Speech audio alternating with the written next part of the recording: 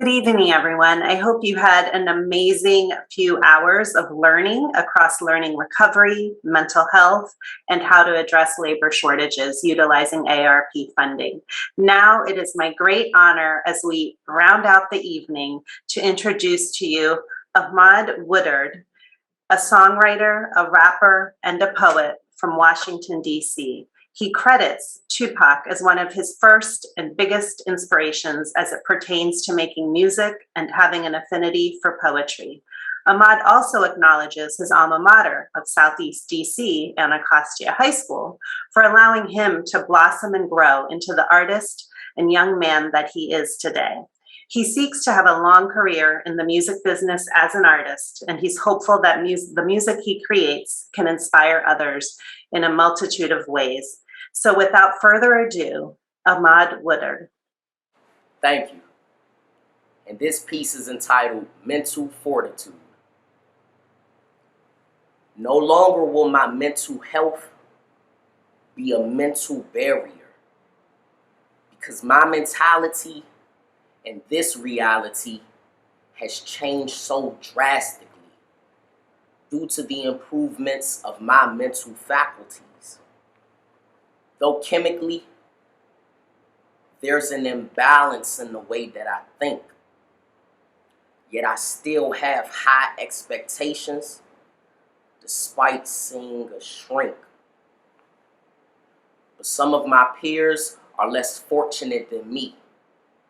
Clinically, they are being prescribed medication with side effects that causes them to walk around like the next zombie apocalypse. This nonsense is preposterous because it's obvious that there was a misdiagnosis. Too many of my brothers that I went to school with that were cooler than Cool Whip are now just a body with a face, walking through our school hallways in a daze. But there was also those that I knew who just needed a listening ear to talk to, allowing them the space to vent as they pulled the weight off of their shoulders from within. Some had parents that cared, and still there was a disconnect. Like you telling your mom that your day was excellent, when truthfully, you're feeling the exact opposite. We treat depression like picture day and how we dress it up. But when your mind is so cluttered, it's easy to sweep it under the rug. It's not that we're closed-minded to open up. It's just that we're careful on who we share our problems to so that we don't get judged. Whoever said that mental illness in this existence is a life sentence, which means you have to be a victim who's trapped in mental confinement.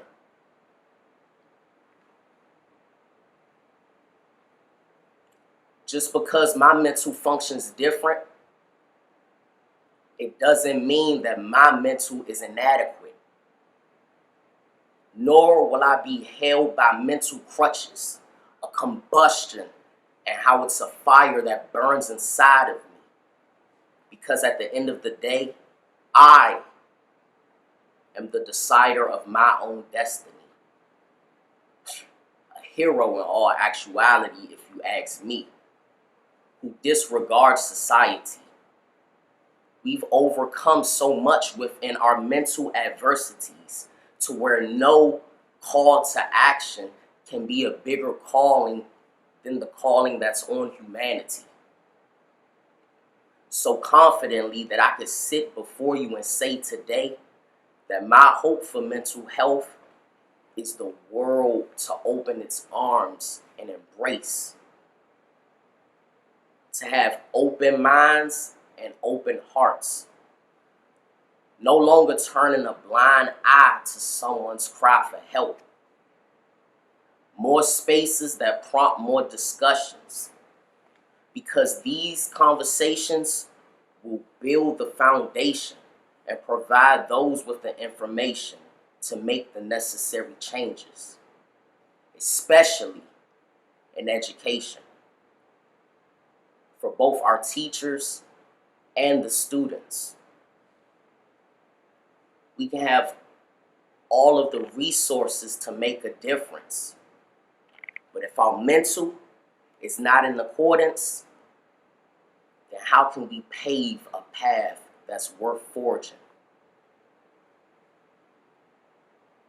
If you believe in the youth, then listen. Each generation carries their own trauma.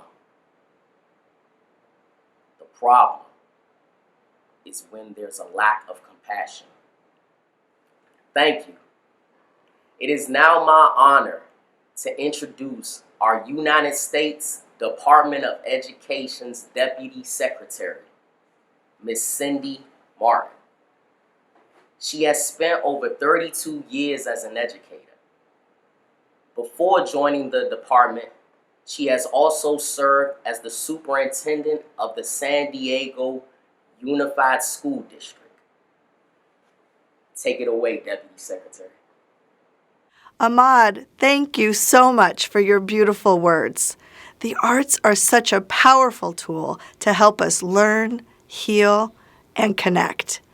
And thank you all for joining us today. It's you, the education leaders, the advocates, and the community organizations who carried us through the immense challenges of the past few years.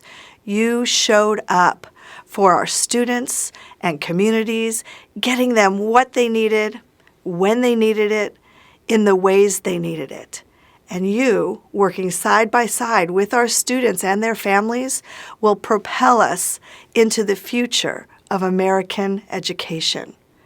When President Biden signed the American Rescue Plan into law a year ago, the Department of Education went straight to work, delivering an unprecedented $130 billion to help schools safely reopen. ARP is a victory for students and schools, and it's helping us move from recovery to thriving. The American Rescue Plan led to record growth in local education jobs that are critical to meeting students' integrated academic, social, emotional, and mental health needs. With the help of ARP elementary and secondary school emergency relief funding, local governments added more than 279,000 education jobs in 2021 and nearly 46,000 in the first 2 months of 2022. Schools have already seen a 65% increase in social workers and a 17% increase in counselors relative to before the pandemic. This significant increase in the number of professionals supporting students' learning and development is transformative for our children. The science of learning and development shows us that students achieve better outcomes when they have strong connections with caring adults, rich and engaging learning experiences, and supportive environments in which their identities and cultures are represented and valued in our schools and in our classrooms. We know there's more work to do to address long-standing educator shortages so every student can experience this. ARP investments are a vital tool for reaching that goal. Secretary Cardona has called upon states, districts, and higher education institutions to use ARP funds to address shortages in educators and other school staff and increase the number of candidates prepared to enter the profession. The department will continue to advise state and local leaders on how they can seize this moment, put COVID relief dollars to use in our schools, and achieve a lasting, equitable recovery for all of our students, especially those young people who have suffered disproportionately as a result of the pandemic. As you've seen throughout today's summit, states and school districts are deploying funds strategically and leading boldly through meaningful engagement with their communities, including parents, families, and students. Public-private partnerships are also critical to sustaining these efforts. And on behalf of the department, I want to thank the philanthropic community for your commitment to helping our districts and educators deepen their impact. And above all, thank you to the educators, school and district leaders, and community advocates who are serving our students every day. Together, we can take bold action, not only to help our students heal from the impacts of the pandemic, but to build our education system back better than it was before. I look forward to working with you on the path ahead.